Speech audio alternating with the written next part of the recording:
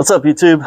I keep getting the same question over and over again, and I see it a lot online all the time. Which do you prefer, your Hoyt Satori or your custom built, Black Widow or whatever company you're looking at? I'm going to make a video real quick, and I think that you'll be very happy if you're looking to pick up a bow and you decide to buy a Hoyt Satori. I don't think that you're going to regret it, and talk about why. Okay, the biggest advantage to buying a Hoyt Satori is going to be how fast it delivers to your house. Okay, so you're going to get a full custom flagship bow. This is Hoyt Archery's flagship hunting recurve. Okay, and it's going to ship to your house in 3 or 4 days. You compare that to somebody like Black Widow bows are really popular, but even their in stock bows that they just have to do a couple of tweaks to, it's still going to be at least a month wait time to get into your hands before you can start shooting it. Even Big Jim's, which is really popular nowadays, so Big Jim's Bow Company is going to have a 1 year wait time from the time that you put your deposit down till you get your bow. 1 year. It's a long time to be sitting around not shooting. So another awesome thing about the Hoyt Satori is how easy it is to tune. So I tuned 2 different arrows through this bow. One was a 600 spine Easton Carbon Legacy, ended up weighing somewhere around 380 grains, and the other one was a 340 spine,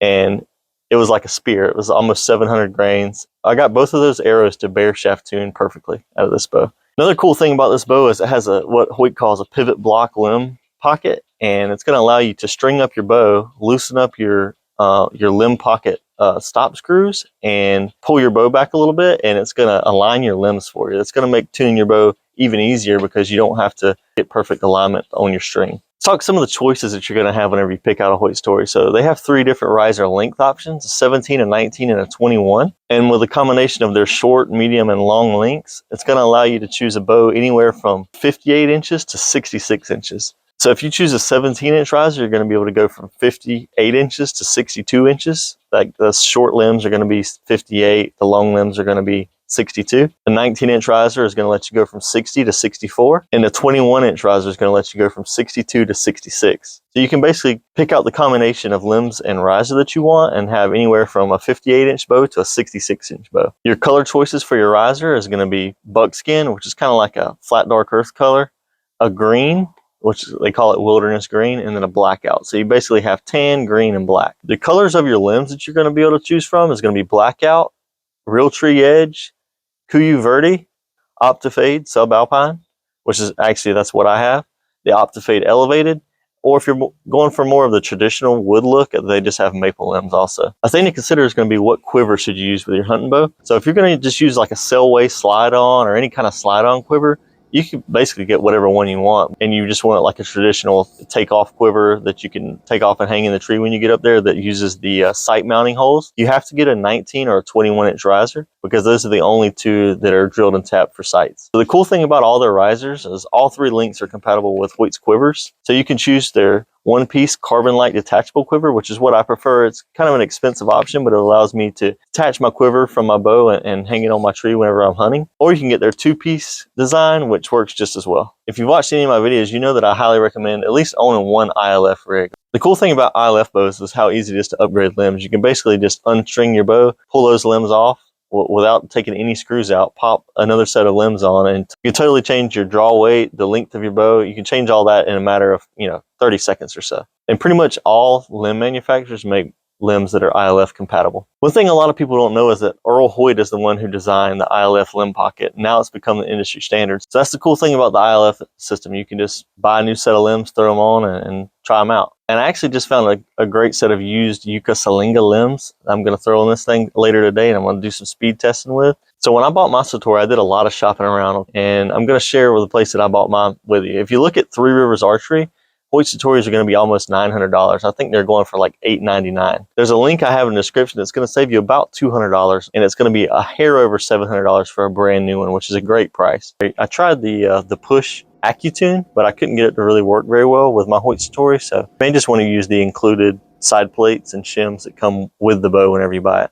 I really like the aggressive angle on the grip because whenever you draw the bow back and the poundage of your draw weight is pulling the riser towards your hand, it's such an aggressive angle that it locks your hand into the riser. It makes it just a little easier to point. It makes it feel pretty natural to me. But there's a ton of options for aftermarket grips out there. This bow's been out for 4 or 5 years, so tons of companies have came out with custom grips for it and different accessories that you can use. So another cool thing that comes with this bow is going to be the carrying case. So you can just throw it in the back seat of your truck whenever you're going out of state to hunt and not worry about your bow getting beat up or hurting your string in any way. All right, guys, we're gonna wrap this video up just by saying that you know, both of these bow options, so buying a Hoyt Satori and having it in a couple days, or putting the money down on a custom built bow and waiting, you know, 6 months to a year, they're both you know, there's no downside to either one of those. It's the only upside to having a custom built bow is it just feels like it has a little more soul to it. You know, I hunt with my Black Widow now, not because of the performance is so much better, but just because I have the bow. Basically, it's a little lighter, it's a little shorter, it's easier to maneuver in the tree stand.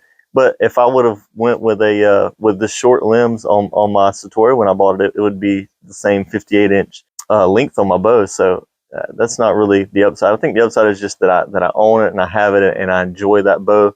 But if you're just looking for a bow to hunt with and it's a tool for you, and that, you know, you want it to be accurate and have good performance, and you want to be able to show it off and kind of customize the colors and get exactly what you want, a Hoyt Satori is a great option.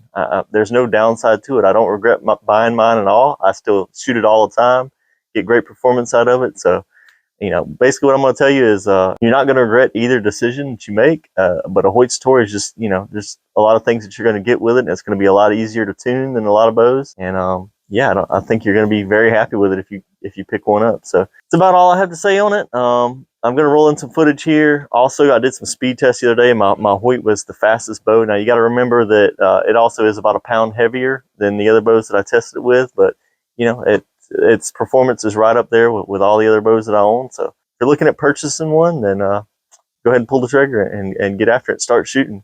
Biggest thing is lots of practice. So go ahead and get it in your hands and start shooting and be ready for either later this year, late season, or next year, 2023. So, all right, guys.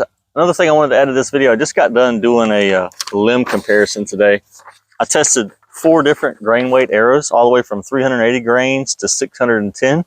I tested DOS limbs, my Hoyt limbs, Yucca Salinga limbs, which are the most expensive limbs I have, and my Black Widow, my custom build.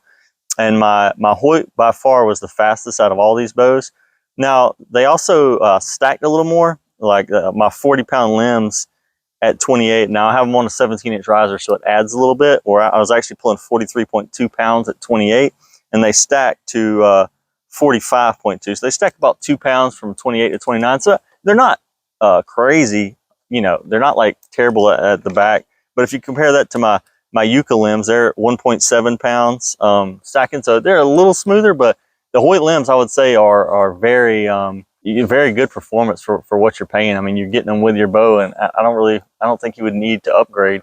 I'll roll in this a picture of my data here, and you can take a look at it and draw your own conclusion. But I was around 172 feet per second with a 40-pound limbed Hoyt Satori. So you know, that's plenty speed to kill any animal you want, and to have good trajectory if you're shooting 3D.